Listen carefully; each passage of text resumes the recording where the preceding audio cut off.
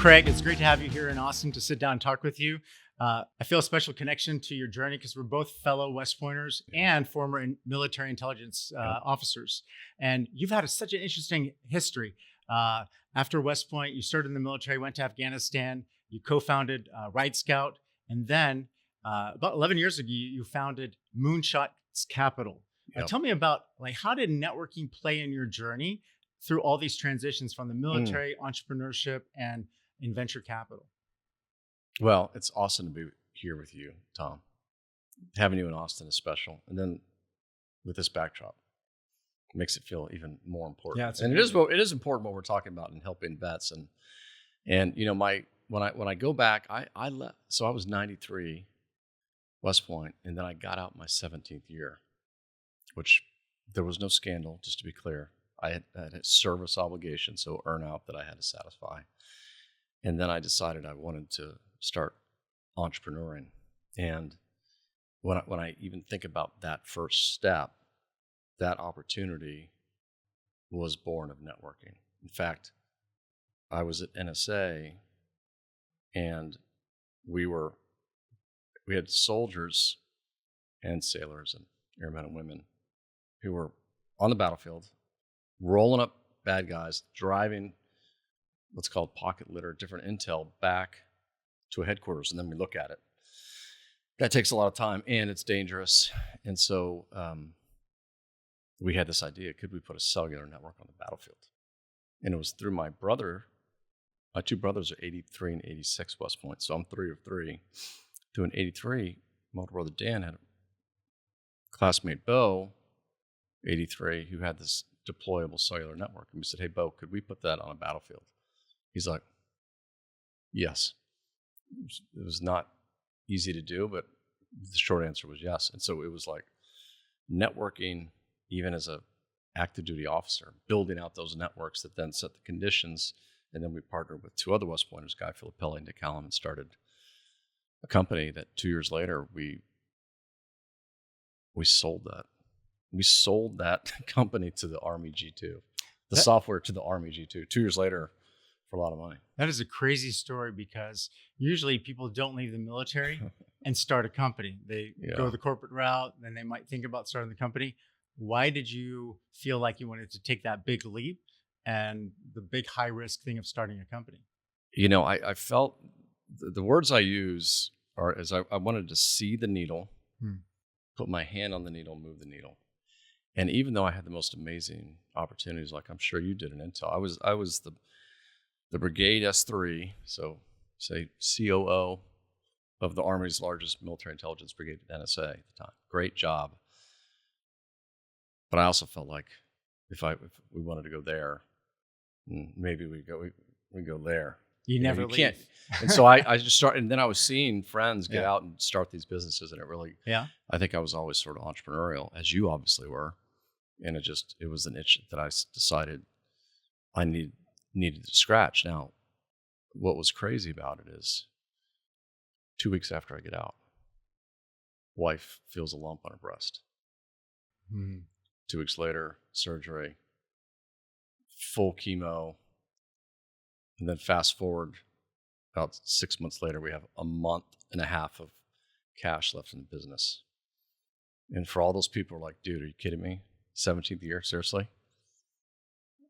I said, I'm going to do it. It was a close call. Then we get this big purchase order, and it all worked out. Now, I can tell that story with plenty of drama. Wife with cancer, running out of business. But if it hadn't worked out, I would just called you. Said, Tom, help me get a job. So, I mean, sometimes we tell these stories like, whoa, it was like life and death. Then I would have done what you said, but it ended up working out. So how did you start the company? Tell us about this journey. Like you said, networking helped you. You connected with I think, people. I mean, my gut instinct on anybody leaving the service is it's the network and leveraging the network. Now, what you bring is like, you bring a playbook and the network. It's like a 1 + 1 = 5 type proposition, which is, I think, why you're crushing. So I think it was just my DNA, like to be building out networks. And so even this meeting that we called together in DC with Sean Lane, who ended up being my co-founder, and Guy Filippelli, both high school, my brother, were like, okay, can we do this? Let's have a dinner and sort of suss this out. And then just pulled the trigger. And So it I sounds never like, looked back on those 3 years. I mean, on the retirement. I mean, obviously financially worked out, but it just felt like the right thing to do. so it sounds to me that you actually were probably already good at networking in the military, those 17 years. My experience is talking to a lot of people getting out is sometimes people are coasting and they're relying on the military for their career advancement. But you really probably were a very active networker in the military, and you naturally transitioned that when you left. Is that right? Yeah. I mean, here's where I'll pull it into the vet strike zone. The way I actually think about it is I usually don't even use that word. Yeah. I say relationship build, because that is sincerely like, I want to get to know you, your family, where you're from. Like, it's just the way I operate. And then I tend to think like, what can I do to help Tom? And I think that's what we do as vets. Like, we're in these units, we build relationships. You know, there's a hierarchy usually. Doesn't matter. You build these great relationships. And I think you think about going into the proverbial room, whatever it is, and just doing that, thinking of them as like fellow soldiers and getting to know them. And that is networking, that's relationship building.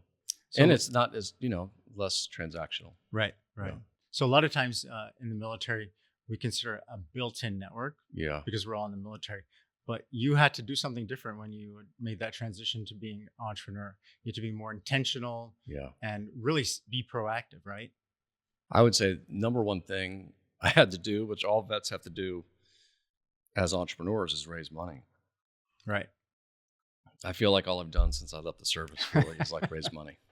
I'm either raising it from a government customer, or I'm going like when Joseph Copster and I did Ride Scout, my classmate, raising money. Now Kelly and I raising money. It's like raise money, deploy money, raise money, deploy money. So I think getting used to eating what you kill, versus just sort of looking at your USA account and seeing that wire hit. It's different when you have to go get it yourself, and that little getting used to for vets. So 11 years ago, you started Moonshots Capital. Yeah. Amazing venture capital firm. I heard that the inspiration was a visit to Google X. Is that right? Yes. Yeah, Kelly and I were part of this group called First Wave, which is like a YPO, which you're probably familiar with YPO. And we get together once a year, and we went to this happened to be 2014. We went to the Bay Area, and this consists of Air Force, Naval Academy, West Point grads. The team that set it up took us to Google and Google X, and they talked about the moonshot projects. And Kelly and I, at that point, we had been operating as individual angels. Kelly had been investing since 2004, me since 2011. And then when I started making money, he'd share deals. And then I'd start to get deals, I'd share deals. And then it was that trip. We come out of Google X, hearing about moonshots, and we said, let's grip hands, West Point language, grip hands, start, and see if there's Moonshots Capital. We go to GoDaddy, Moonshots Capital. Bye. There we go. There's our name. Away we go. And that's an awesome Then we name. started doing SPV, like single purpose vehicles, where we were sort of acting like rehearsing, rehearsing our tank gunnery, so to speak, before we went live fire, and then the funds. So we've been at it since 2014. Our first fund we raised in 2017. In 2018. So well, you've had an amazing successful run, investing in 125 startups. Yeah. What was it like in the first few days, and what kind of resilience did you have that took it from the first few years to where it is now? Well, I think this is not unlike your business. You have to get used to people saying no to you. So like, when we go raise money, like we at the time, I thought we had like a really strong track record, even though it was only $10 million. Kelly had advised LinkedIn and Pandora and Scopely. We had some big logos, and then we had some early work with ID.me. But you really have to establish that track record, and And that's what, at the end of the day, in this business, there's a lot of feel good. Oh, you're vet, GP, like, oh, that's awesome. I love that. It's all about the scoreboard. And in this business, you don't find out if you're any good at it until you've been doing it for like 8 to 10 years. So now rewind, you're trying to raise a fund, and I'm not able to say, hey, look at this beautiful product here. And it's got a handle and it keeps things warm. We're basically saying, hit the I believe in Kelly and Craig button. We got you. We're going to find great investments. So until you have a track record, it's hard. Now, the West Point network helps. So many of our LPs know our service, know us back from West Point. And so, we've raised our funds through our literally our network.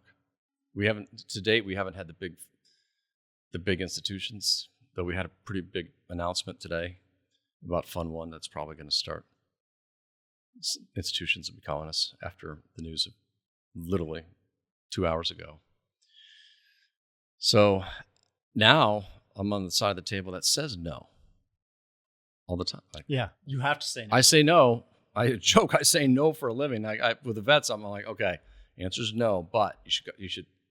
I know this guy Tom. This might be a perfect plug-in for his business. Oh, he loves to invest in these sorts of things. So I always try to pivot into something we can help. But at the end of the day, if you look at today, like our Fund 2, now we're in Fund 3.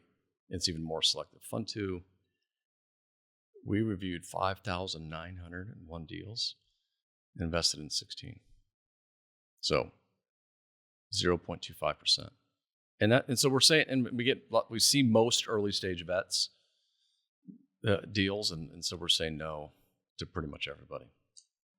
And I saw you in an interview where you said in one fund you had 38 investments, and 37 were warm intros. Yeah. So why is a warm intro so powerful? Because we talk about that all the time at CareerNerds, saying, hey, you want to get warm intros to decision makers, and that's how you'll get the high paying job, the next level kind of job. Why are those warm intros so powerful rather than just a cold email that comes to you? I mean, I think at the end of the day, we all need curation, right? On some level, no matter what it is. And so having founders out there now, after investing in 125 companies, some of those have 2 or 3 founders. We have literally a brigade of scouts out there looking for us who work with us, know the way we operate, know the things we like to invest in.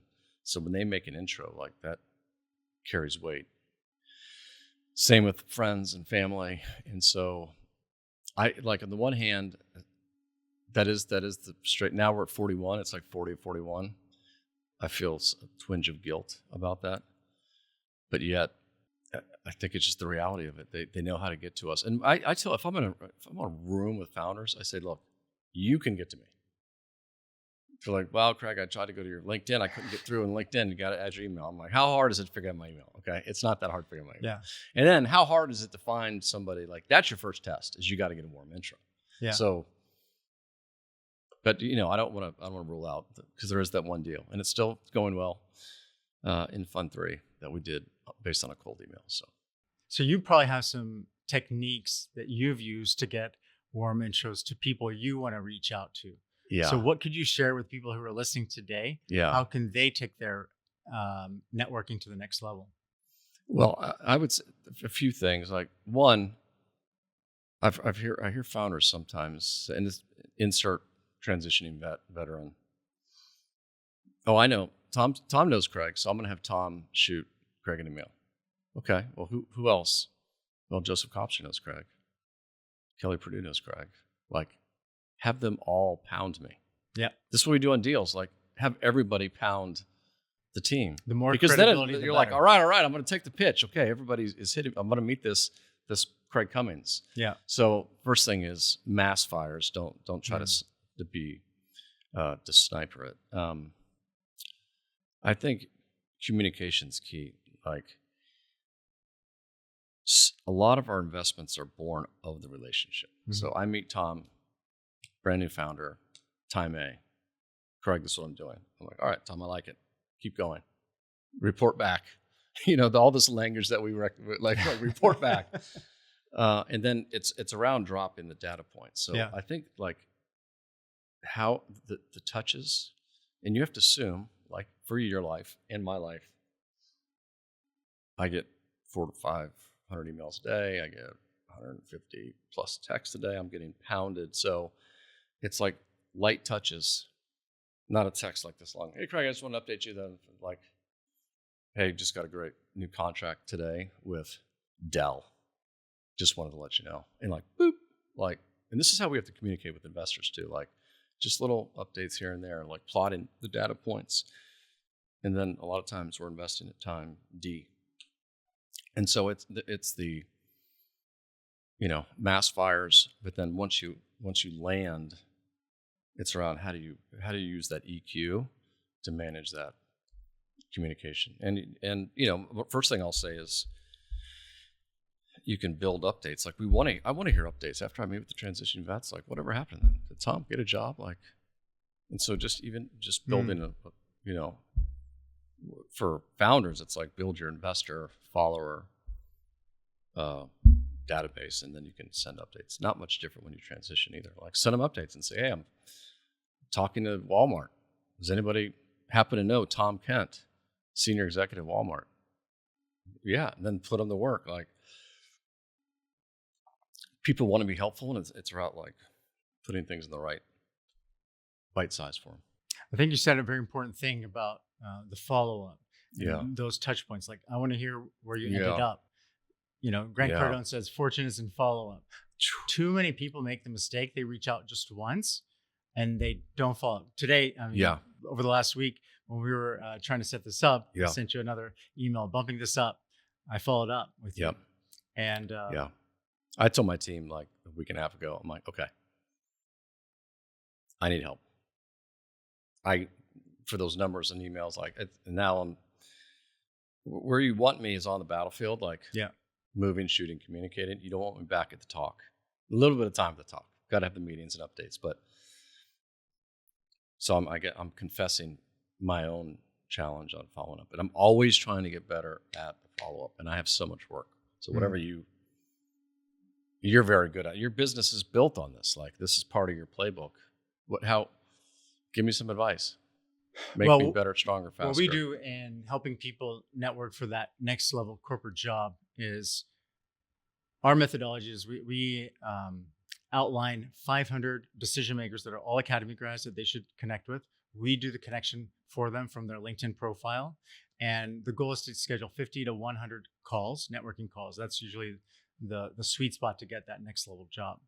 And what I tell people is that 80% of the people you're just going to talk to once, get some advice, referrals, and that's it. But the best conversations, you're probably going to talk to the top 20% more than once. Maybe set up another call in a month or in a quarter just to keep them updated. And those are the ones you might keep on a regular basis. But you're not going to want to, you don't have time to keep track of following up with everybody. So you want to really go down to the top 10 or 20%. That's what I say. What do you think works? No, I think that makes a ton of sense. And are you recommending a certain software platform? I mean, there's multiple CRMs out there. What do you like? So we thought about it, rather than getting people who work with CareerNerds on another platform and teaching them. We actually have a networking tracker. It's in Google Sheets where they track everything. Some sophisticated of our clients have their own CRM, but we thought using Google Sheets is a great start when you're keeping track of that and the follow-ups. That's really goes a long way. Yeah, I think I mean, that's what we use with founders. We use Google Sheets. Yeah, and it reminded me of the question on the networking piece and the warm intro. I have an article in Medium that talks about the affordable email. Because we always say affordable email, like send me affordable. Oh, okay. Right. And finally, I was always like, hey, Tom, if you want an intro to Walmart, I know one of the seniors there, I need affordable email. And then you might try to write it in my voice, and then you would write in your voice. Then finally, like, all right, break. Writing an article, this is the playbook for it. And so again, to my point about like bite size, we built these networks over time. It's easy for us to make it push someone's resume over. I just need the affordable And I even wrote, I mean, one of the articles, I think I've told you about this before, no reason you would be tracking it, but I wrote my playbook for transitioning vets. And in that is about the elevator pitch. I said to the vet, like, I want to hear your elevator pitch. And I've helped a lot of vets on this, and that's usually the hardest thing they do is the elevator pitch. Do Google Sheets with your board, people that can make intros, and give me a forwardable email. So I can say, hey, Tom, I just met Joseph Kopsch. This guy's my classmate, rock star. Hope you meet him. See below. Boom. Easy for me to do. Curates, warm. So I would say, look, I've gotten a lot of positive feedback from the vet. I've had a couple 100,000 reads of that, and most people find it helpful. So to your body of work, yeah, if it's helpful. I really like the forwarded email concept because that's Yeah. the exact same thing I do. Yeah. When people say, hey, can you introduce me? I say, can you send me something that I can then forward over? Yeah. But I love that. I'll have to read that article, actually. Yeah, it saves everybody a ton of time. And back to the elevator pitch, that Yeah. is also a big sore point for people that are, you know, very successful in their corporate careers, but not good at transitioning into other jobs. Yeah. And they think they want to tell people everything they did for the last 20 years. And it's really just 30 to 60 seconds. Yeah. And I tell people, tell your sixth grader your elevator pitch. And if your sixth grader understands it, then it's a good elevator pitch. Exactly. I say my mother or your mother. Yeah. I mean, when I did this exercise, as I transitioned, because it wasn't like predetermined. I would start entrepreneuring. So I went through the process with Heidrick and Struggle and with Korn Ferry, and eventually did get picked up by them. Though then the startup revealed itself, and I went that way. But I kind of like opened up all my OERs, officer evaluation reports. I'm like, okay, what have I done here? And I was like, okay, I have a Bronze Star from Afghanistan. I have a top secret clearance from the NSA, and I have a PhD from Columbia University. That means I can operate and perform in a high stress environment. I have the trust of the nation with its most sensitive secrets, and I can read, write, and think as evidenced by a PhD. And with those three things, there's only 12 people in the country who have those, and I know the other 11. I made that up, but it was an ish. But you had to put it into boom, and then people are like, pitch, "Oh, right? I want to meet this." This is like, whoa, I didn't see PhD, top secret clearance, Bronze Star, and then I would sequence it depending on who I was talking to. If it was a more operator role, I'd probably lead with the Bronze Star, and that was it. And that's the door. All you got to do is get the door open for vets. Usually, vets crush. Yeah. In person. So I've worked with general officers. I've worked with colonels. I've worked with enlisted. I mean, I had one special operations colonel. And this is in my article. I put these elevator pitches in this article. And he gave me like a page and a half. And I said, Chris, dude, this is like a 110 floor elevator pitch. Like, no. I'm like, let me look at it. I'm like, I read it. I'm like, okay. 5/15/75. He's like, what are you talking about? I'm like, you've commanded more than 5,000 soldiers, sailors, airmen, and women in your career. You deployed in combat zone 15 times, and you commanded the Army's most elite unit, the 75th Ranger Regiment. That means you can do anything on the right side of service. 5/15/75.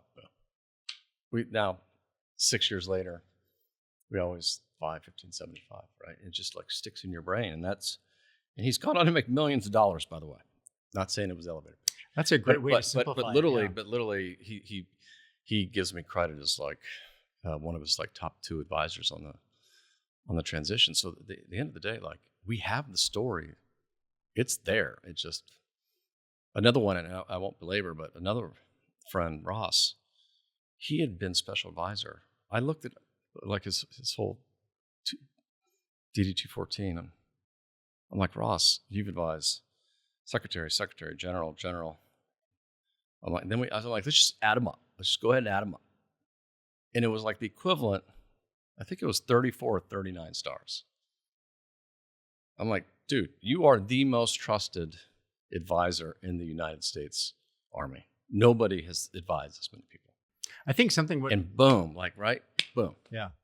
I think the issue is a lot of times when we're in the military, we're not in an environment where we're promoting ourselves. We Yeah. operate as a team. Yeah. I remember seeing a 3-star general's resume once, 10 pages, and that was just his general's time. So it is a challenge. I mean, everybody has a challenge getting their whole life story down to 30 to 60 seconds. It's I literally, I think it's the hardest thing. Yeah. And this officer he ended up saying no to a massive job from Google, took another job, making it. He's such a rock. I mean, these are rock star people going in, but it doesn't matter. Like, you still have to. There's the messaging, which we're talking about, and the curating of the network and the follow up, and then you get to like the look. I'm like, and I years ago I was with the 2-star. This may just sound a little over the top, and I told this he had been in service and then was going to go back as like an SES in the same office. Then I got screwed and didn't work out. It was like, I'm like, boop, boop, boop, boop. Like, new story. You've taken a year off, catching up with family, traveling. Now you're out having more conversations, and never wear that again. No more pleated khakis with the red tie and the white shirt and the blue. Like, no. Like, go get a cool button down, get a cool blazer, maybe throw some boots on or some cool shoes. And now you're really going to kill me, but I'm just going to hit you. Go get a spray tan. Sorry. You look seriously white. I didn't call him sir. He's like, I'm like, because when you are put in front of the employer, Yeah. you know this way better than me, but they're like, you look, Tom, like you can run. Like you, right? Vital, you look good, right? Like, that is important. And I think in the culture of the military, that we do pull at these weak, like, you got to go sell. What?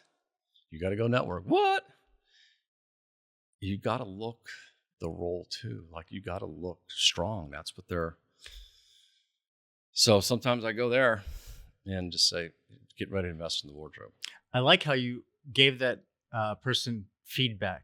Very tough love feedback. Yeah. What are some feedback you would give to people? Like, you've seen academy grads make a lot of mistakes when they network. Some of the mistakes that I see is they're too long-winded. I get an email that's like 2 pages long. It's all about them, nothing about me. It's not you focused, and it's very needy. They're asking for a job as well. In networking, we say you should ask for advice and referrals to other people. Yes. The job is a byproduct of that. Yeah, I mean, I feel like we're like in the same business. Just these techniques are exactly the same, right? We say, ask for money, you're going to get advice. Ask for advice, you're going to get money. And I think you really put your finger on it. And this is just in all things, whether it's transitioning or just being like who we are today. But the word that you didn't say, but you said, was narcissism. And I think sometimes we can, if you feel like, oh, Tom's built this really successful company, like, and you feel like this need to like lift yourself up, you're name dropping, you're over talking, you're like, there's no relationship building happening here. And even Kelly and I will say, if we hear I in the pitch too much, like, red flag. We want CEOs to have some ego. Like, there is some I. I'm not saying it's not all. Everything's a we, but if we're not hearing any we, like, that's a red flag. So,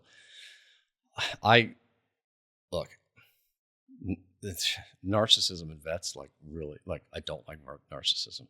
Not like anybody does, right? But I really don't like it in vets because our DNA is to selflessly serve others. So it's like really counter. And so, anyway. I like how you said the difference between I and you or we. I once read a book that said high value people say you 3 times more than I. And they did study of felons when they're making phone calls. They say I 30 times more than you. Oh.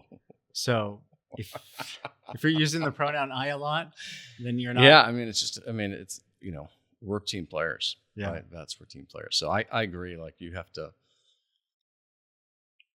don't want to suffocate somebody. And you don't want to, like, one of the things I will say personally and professionally, like, everything is powered by FOMO. Hmm. And if anything kills FOMO, it's desperation. Yeah. Like you just want to like get to know a little bit and keep your calm and like draw this person into you, get to know this person and not, yeah. It's just, I mean, we all get to pick. Like we pick who we invest in. You pick who you will represent. People pick who they want to hire. And like, I will tell my kids like, okay, number one, must be likable, right? Okay. Like you have to be likable. Two, competence. Like those two are like, now you're like in the 60 to 70% there. Then it comes like domain expertise and some other things, but just being confident and likable show that people want to work with you. Like don't underestimate how powerful that is. You don't have to go in there and try to peacock your whole 10 pages on your general officer years. Yeah. I once heard, when you go into business with somebody, you want to see if they would pass the the airport test, where if you're stuck in the airport for hours, would you be able to get along with that person? And that's really essential to what you're saying. So question for you, Tom. So your business is like hockey stick. I don't, because we talked last, you were at an inflection point. It was really popping. Now you've hired more and now your numbers. What, in that whole transitioning process, was there like an unlock? Was there like the forwardable email? Was it something you said you added to the playbook? Or how would you explain the hockey stick and how you got there? Well, and climbed it. I started CareerNerds 6 years ago. I was really passionate about helping other people, especially West Pointers, Navy grads, Air Force Academy grads, make that transition. Because I made a lot and I was really good at networking and interviewing. And first 3 years, I did everything myself. And then I had coached hundreds of people. And I thought, hey, now it's time to start building a team. And funny story, when I first started CareerNerds 6 years ago, I was introduced by a former West Point professor to Carl Savino in DC. And Carl was really nice. And Carl introduced me to 3 people. And one of them was Miguel Gutierrez, the founding director of West Point's AOG Career Services. And he spent 2 hours with me on the phone trying to convince me to become a coach at West Point to physically move there. Of course, I wasn't going to move there, but fast forward 3 years, the whole AOG team came to work for CareerNerds. And that's such a great example of how networking works in ways you don't expect. And let me throw it back on you, Craig. Having a co-founder, the co-founder you have with Moonshots Capital, Kelly Purdue. Tell us a story. How did you find Kelly, another West Pointer, and how did you guys believe that you guys could have this high degree of trust to start this venture capital fund? It's a great question and a great story. I just finished a PhD at Columbia. I was teaching in the social department at West Point. Kelly wins season 2 of The Apprentice, December of 2004. January 2005, we come back from leave, and Major Cummings go get Kelly Purdue, bring him back to West Point. So who selected you? It was like Was it random? It was a department leadership. I think it was actually Rob Gordon at the time, Colonel. And it was just an additional duty that we're all familiar with. And then I said, Roger. And so went down, picked him up. Now, 30 million people had watched that finale. So half the Super Bowl audience. So even though Kelly was 89, he got out with an early out, 92. So I joked that his 3, my 17 together were a retired lieutenant colonel. So many people watched that show. He was the biggest name associated with the Army. I bring him back. I pick him up in Manhattan and bring him up to West Point. And like walking across the apron, it was like, I want to say, I don't want to say like Jesus. I don't want to go there. More like Herbert Kelleher getting on a Southwest plane, which I've done like the whole plane. Like this is the guy, Southwest. It was like with Kelly. Like everybody had rooted for him to win that show. So we spent that day together, became fast friends, and stayed in touch. And then he became a mentor to me as I started the transition. And he had been on boards and CEOs, and so he kind of knew like here's some things as I negotiate contracts to keep an eye on. And then when I started to make money, deal to me, and then and so it was years of trust, and it is so. it's so critical. I mean, when we look at companies, right, we look at the founding team. Most have more than one founder. No requirement that we have, but most are co-founders, and you really bear down on that marriage. Mm-hmm. And a lot of investors, hard, fast rule, like won't invest in an actual marriage because if something goes south, then the company could fall apart. So you're really looking to strengthen the marriage. When people invest in funds like ours, they're looking at that marriage. And so we are like day spouses now. I mean, we 20-year friendversary, and we know pretty much everything about each other and our families. And so we're in the business of trust. Like, trust me, if we're going to find a great deal. So seeing a trusted relationship, super important. And so it really borne all the way of the picture we took on the steps of the mess hall that day.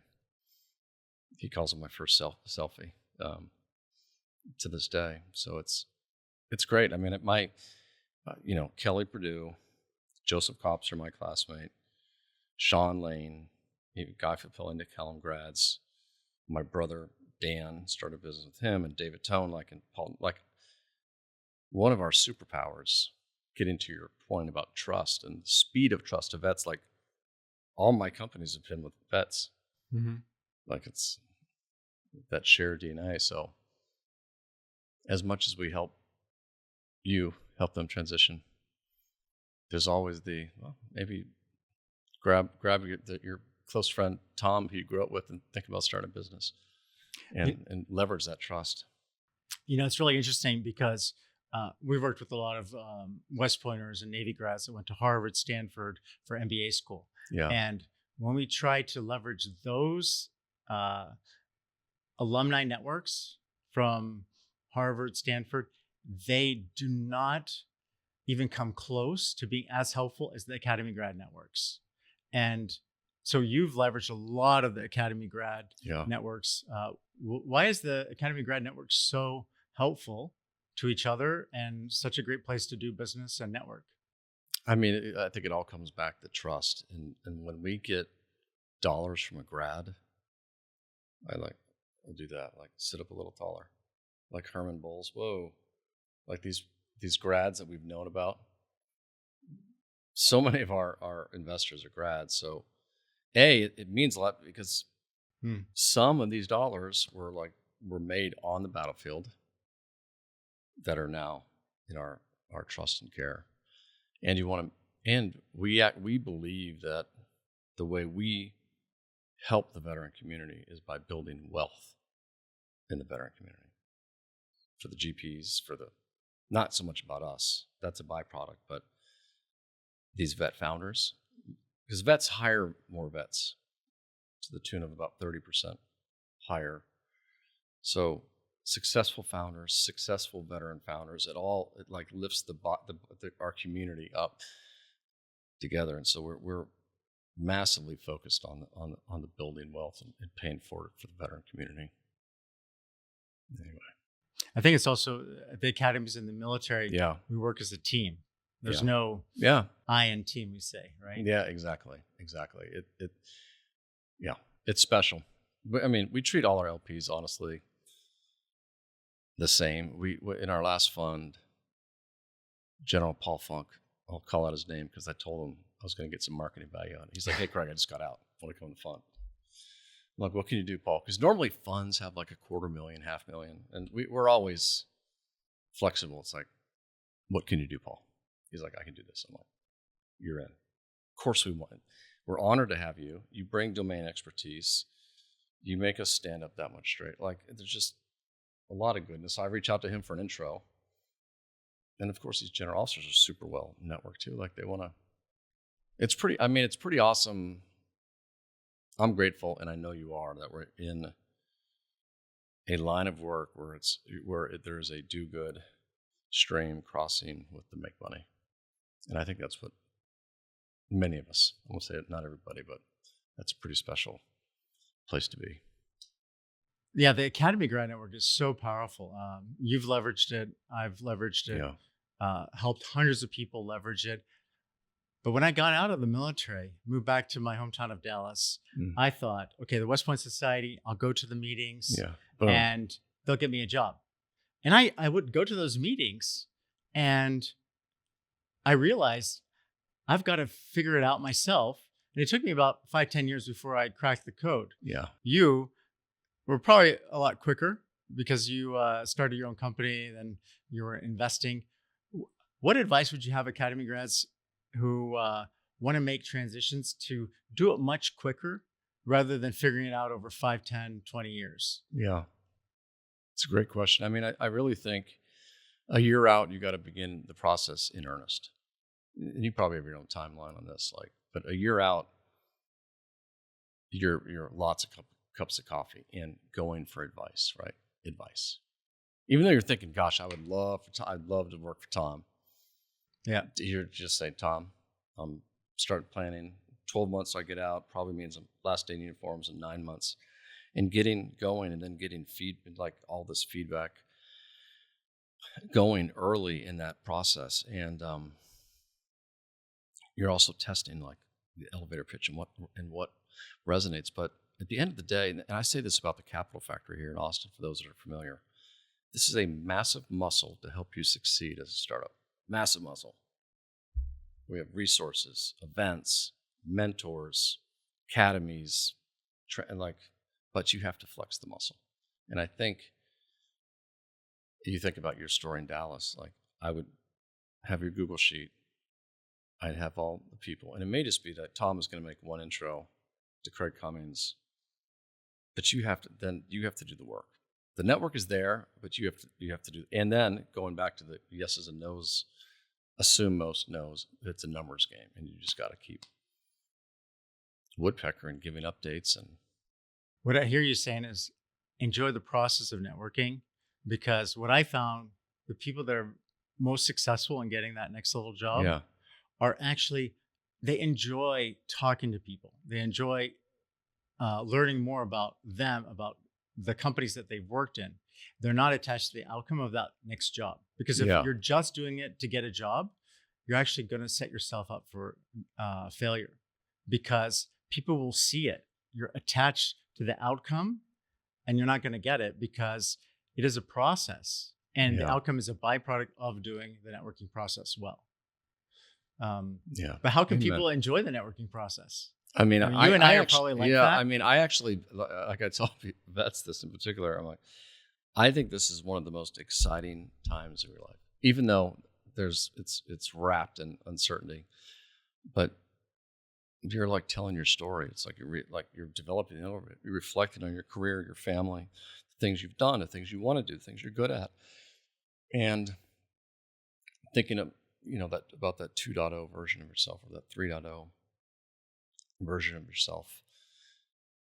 At the same time, I say, look, I call it the 1-step, 2-step, which is, Joseph Copser, I'll use an example, my West Point classmate.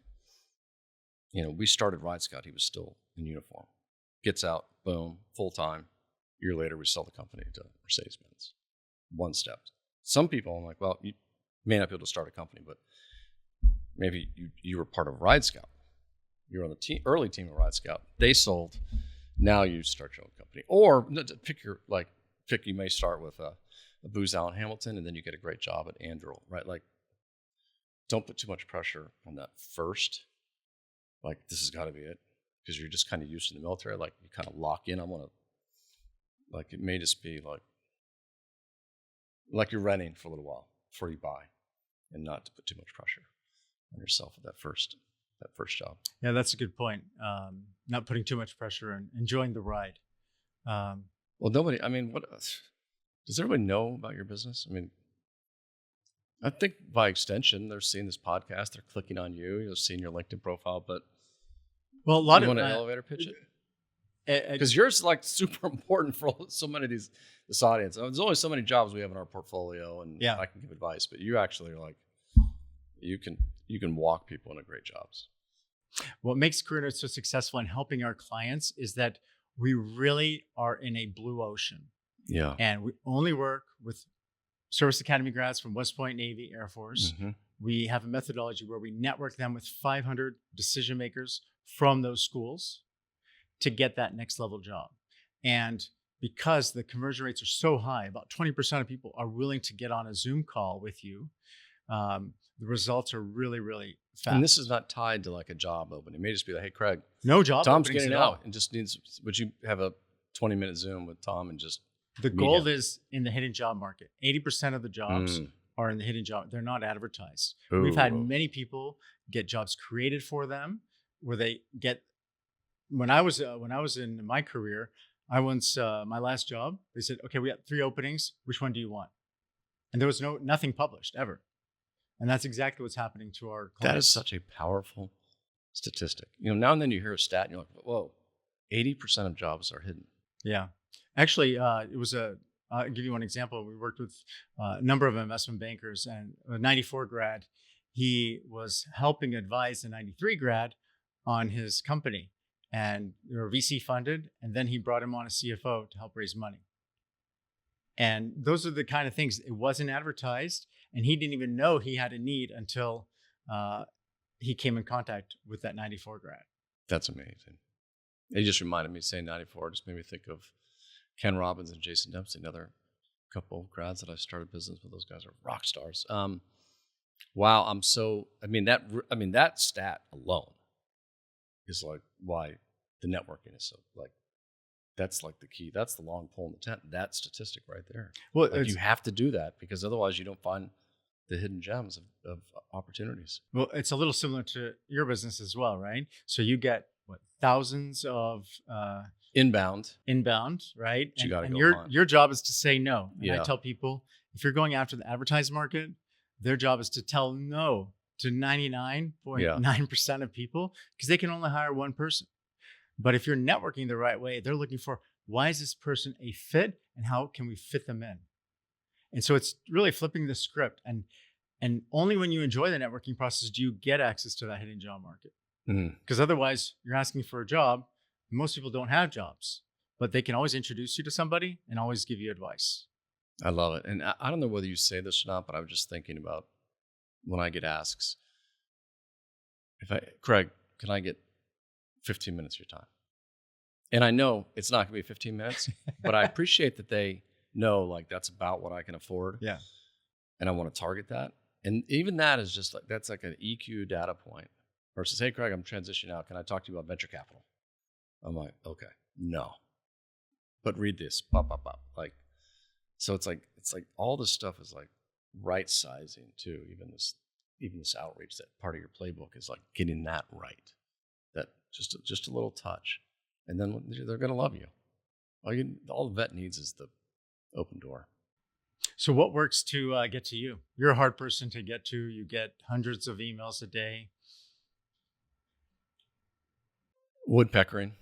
I mean, that's just keeping part of at it. I don't even like to say that because it's like, Craig, I should be able to email you once, and that is, I'm getting there. I mean, I'm trying to be there, but I hate never being fully responsive. So what if someone is sending you a text message every week or something? Because you're That's saying fine. follow up. Yeah? I say you could. I never get upset with people pinging me. I like just ping this. Sorry about that. Like it's helpful to me. I take no offense to it. I try to be better than that. I try to keep up. It's like the email gets full, and then Slack is full, and then text is full. WhatsApp is open. Now WhatsApp is full. Like I know we all face this, but there's probably a head nodding, and it's around how you maintain that, how you keep up with like the inside game of doing that, and the outside game of meeting people face to face. I think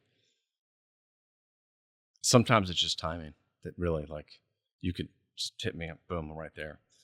But I may be in New York, up at West Point, talking to cadets, and that email is going to drop. So I'm a work in progress. That's like my number one thing to work on is follow up. But I don't want to say I'm flaky, but it's mindful, especially as a grad. You never, especially other grads. So I'm just like, if you don't hear back from me, hit me again.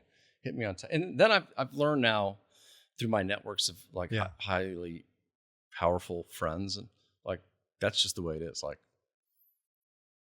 I'll hit, Mike Pompeo, Joe DePinto, some of these big name grads. I'll shoot them a text. Nothing. Shoot them a text. Boom, right back. And I'm like, okay, I see myself in you. Makes me feel a little better. So persistence is big. Yeah, big and thing. that's what we want our founders to have, right? That's what you want your employees to have. I'll never forget the first conversation I had. that led me to Miguel, the founding director of AOG Career Services. It started with my West Point professor, Bill Murphy. And I remember being on a 1-hour call with him. And the whole hour he was saying, I know nobody. I don't network. I'm trying to be under the radar. And I said, there's got to be one person you know. And at the end of that 1 hour, he gave me Carl Savino's name. Isn't that something? And we were off to the races. So what made you so persistent? Because you've got it in your DNA. Now, I see two kinds of people who, when they leave the military, some that their career was in the hands of the military and they think, hey, it should be on autopilot. But in reality, it's our career, right? Yeah. So what made you so persistent from the military to entrepreneurship and now in venture capital? My wife, who I've almost been married to 32 years, had a hand on sort of like normalizing me, like having someone outside of the military bubble. Mm-hmm. Like she figured out, I mean, even when I go back to like early, like choosing our branch, remember that day, like choose your branch. And we both won Truman scholarships. We were in relationships with other people, fell in love, engaged a month later, married a year later. Anyway, fast forward choosing branch. She's like, what are you going to do? I'm like, helicopter pilot. She's like, what? I'm like, honey, you wear a onesie with patches, you sleep indoors, blow things up. Like, what is there not to? She's like, what are you going to do with that? I'm like, I'll be a leader someday. I'll know how to fly helicopters. I'll figure it out. She's like, what else could you do? I'm like, I could finance, logistics, medical, intelligence, tanks. She's like, what was that intelligence thing? You tell the good guys where the bad guys are. Yeah. She's like, well, everything you just told me, with the exception of a few others, like that sounds most relevant. And so she would always like push me. She's like when I was armor and then I became through branch detail MI. So like, you got to go tactical now. You've been tactical. Now you're perfect fit to be a tactical MI officer. My wife would say, what else could you do? Like I brought her to branch one time. She's like, what else could you do? Other than Fort Irwin, Fort Bragg, Fort Polk. She's like, what? I'm like, well, you could go to NSA. You don't want to go. You don't want to be strategic. You want to be tactical. And so she started to hear these things. And I'm like, all right, thanks for the information. And then through Soch ended up helping me get back to West Point. So I realized like you could get like the big aha for me in the Army was you could shape your career. You don't even know it at the time. Then you realize, oh, hey, Soch, you want me to come back and teach? Who do we know at Fort Meade? Oh, we know Colonel Jeb, who loved you as a cadet, and she's going to pull you there. And you realize like that, like the way the world works, the Army works too, and that sort of builds in. And okay, where's my next assignment? Well, and then my wife, and then I'll stop on this. She learned like when the Army says, best job for you, Tom, it's right over there. She's like, best job for us is right over there. Like it was always like go get a PhD. Army's like, no, bad idea. Go teach at West Point. No, bad idea. Go back to NSA for a third tour. No, bad idea. Like, and then you just realize like you have to be persistent about your own career goals. And then, you realize when you're out, the things that you do to yourself, to your body, to your family, for the backside of that OER, that block like this big.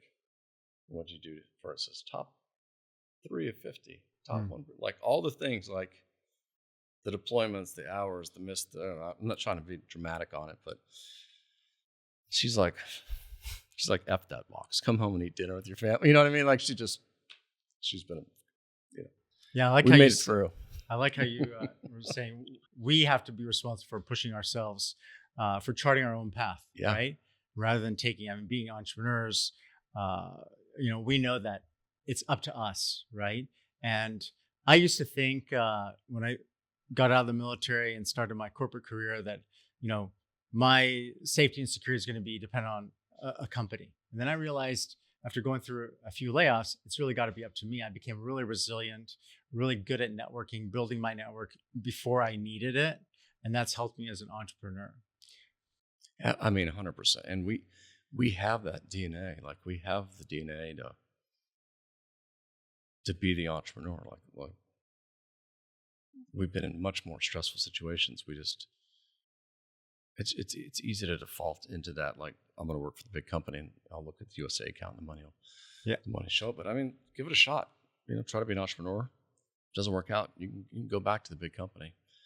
But it is special when you get to control your own destiny. But I'm not trying to necessarily go down that rabbit hole now. I think it's, finding great opportunities, which you guys are so good at doing. What's your like? What are your wheelhouse? Is it finance, ops, sales? So at CareerNerds, we work with people through all different disciplines. And that's the beauty, because there's 150,000 academy grads on LinkedIn. And we've worked with finance people, 10 investment bankers, for example, getting them into corporate finance. 3 became CFOs. We worked with a lot of operations, sales, marketing, manufacturing, you name it, we've worked with them. Lawyers as well. I remember we worked with a 94 Navy grad who was chief counsel for a company, wanted to be chief counsel for a larger company. We connected him with 22 chief counsels. He had a new job at a larger company just by doing that. And I think networking is simple. Like, we developed a process to make it really, really bite-sized and manageable. We actually work with them and show them how to do networking, and then we build their network for them from their LinkedIn profile with those 500 people that we identify. One of the issues I have, and I want to get your advice on, is what if someone comes with like, I hate networking. They think it's going to happy hours. They think it's, showing off, but it's really having a one-on-one conversation. When I described it to them, I said, it's just having a one-on-one talk with somebody. And you already have 2 or 3 points of commonality, because we're only connecting people where there's commonality. How can people change their mindset and really embrace the networking process and see it as a game, as a process that they're not only going to use now, but they're going to use their whole career?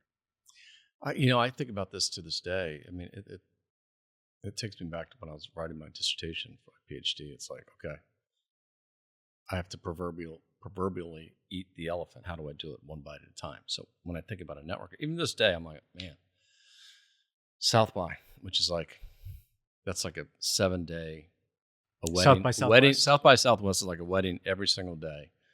This year was like 10 days. And since it's in your hometown, it's like you're the bride hosting. But I think about meeting one person. Like, I don't have to shake every hand, kiss every baby in the room. Just having really, and sometimes that, even when I do shake and kiss 50, it's the more one. And I think if you neck it down, because you have an introvert versus extrovert tendencies, and just say, I'm going to build a relationship with one person, and that makes it digestible. Maybe then you do it, and then it's a second person, a third person, but at least it isn't so ominous. Like, I got to meet all these people. How am I going to do that? And then I think for vets, trust your instinct, right? Like, there's something, and I'm not trying to be zen on energy people, but you kind of know, like, I'm just feeling something. I'm going to walk over that conversation, like, feels like, and I want to put yourself in it and be confident. Because if you're going to find a job too, like, you want to see somebody be confident. It's like with a vet, when they're negotiating term sheet on the job, don't just sign the offer letter. Like, oh my God, I can't believe I just got stuff. Like, whoa. You need to have a counsel look at this and make sure you're not making a mistake and signing this offer letter. But I don't want to upset them. I'm so happy I got this job. No, I want, as your future employer, I expect you to review contracts. Like, that is a sign of strength. Yeah. Have it reviewed, put a red line on it, and bring it back. So it's these things that you think through a little bit. Like, I don't want to go interrupt because Craig's talking to Tom. No, go interrupt. Unless they're off in the corner somewhere and obviously having an intimate conversation, but go break in there. Do your thing. Agree. Having confidence is one of the most powerful things you can have. And we do have it. You just have to give yourself permission to have that confidence. Yeah. And it gets to the whole thing, like the elevator pitch, the look, the vibe, the storytelling, and that's why lots of cups of coffee, sorting this out. And then you build that confidence. And, at the end of the day, fake it till you make it. I mean, I don't have an MBA, and I feel like I've been in a 16-year executive MBA program, but I still have some imposter syndrome about not having an MBA, being in the business of VC. I also like your example about breaking things down into bite-sized Yeah. components. I remember last year I was speaking at a conference in Bangkok, and then I had to leave actually early to go to another conference in South Carolina at Hilton Head. And I thought, do I really want to go? And someone said, if you meet one person at that conference, it'll be worth it. So I flew across the Pacific, and I did. I met a couple people, but it was that person that helped me realize if you meet one person, it'll be worth it. I love it. And, I literally, going back to South by, we just wrapped here. I was telling myself that. I'm like, I can't go to another event. I just can't. I'm like, I'm going to go to another event. And then I always go, Yeah. how could I have not gone to that event? It happens like maybe maybe 2 out of 100 times I go, yeah, I probably could have skipped that one. Usually not. So all these things, it's a little bit manager energy and all that, but these are all life skills and they're good. Even all the skills you're deploying to get the job are just going to make you that much more successful when you have the job. And I think that's right, because people see networking as sort of the precursor to getting that job, and then I'm going to be successful. Yeah. But it all works together. Yeah. Networking while you have a job helps expand your knowledge base, the people that you can network with for promotions, and the jobs that you have further down your career, right? I'm curious your thought, Tom. I mean, I will tell people, even in the military, I'm like, you need to look around. Yeah. You've hit the retirement year. Like, okay, so, all right, if you want to be 06, 07, but look around. Wow, if my Colonel Tom finds out about that, man, I'm that backside of that OER. It's not going to be, 350. She's going to think I want to get out. Like, great. Let him think you're going to get out. Like, yeah, I think that's leverage. Like, do that. Even in your current job, go look around. Like, it's tricky advice, right? Because some people are like, oh man, that's not the culture here. If I get caught doing that, but you have to at least believe, you have to leverage, just shop yourself around and look at the best opportunity and not be trapped. Yeah, I think a lot of people fear acting because they fear judgment from other people. Before we close off, Craig, is there any last word you want to tell our audience, Academy grads, on what they can do? What's probably been the most powerful networking tip that you could share with people?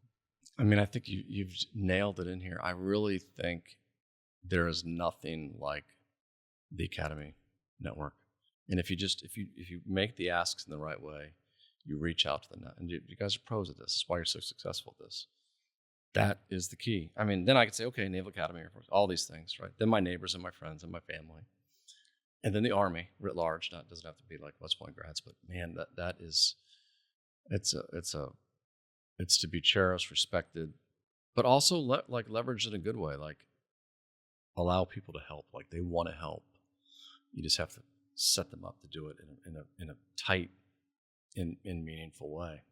So, thanks for what you do. Like, I mean, the thought I had for you in this was, I was thinking about SpaceX a little bit. You're like, Craig, what do you think about SpaceX? Like, the way we thought, like, we'd outsource all this space work to a private company. It makes me, I don't know what, you may know this, but comparing your track record and your numbers just to like AOG, even though I know you have more than AOG, but if you stacked AOG, USAFA, West Point, Naval Academy against your numbers, who is outperforming in getting grads jobs? Who I guess who's winning there? In terms of like which academy, or no, like CareerNerds versus AOG West Point plus AOG Naval Academy plus AOG USAFA. So their focus is on military to civilian transitions. We work with people already in corporate jobs to helping them move up, and that's our focus. Because that's where the real challenge is. How do you I mean, take I think you're right. That is a DMZ-ish. Yeah. But I also think they're also trying to help the later too. It's more than just the immediate, though that's probably, if they were rack and stack, they'd do it. Yeah. But even so, let's just walk that dog. I wonder whether you could do that mission. I'm not like trying to stir controversy here. It just made me think for a moment, like sometimes we think NASA should be doing that. Oh, yeah. West Point should be doing that. And maybe not. Yeah. if you got the playbook, you can tweak it. You know the bureaucracy. Yeah. Let OG do the things they're like so great at. Yeah.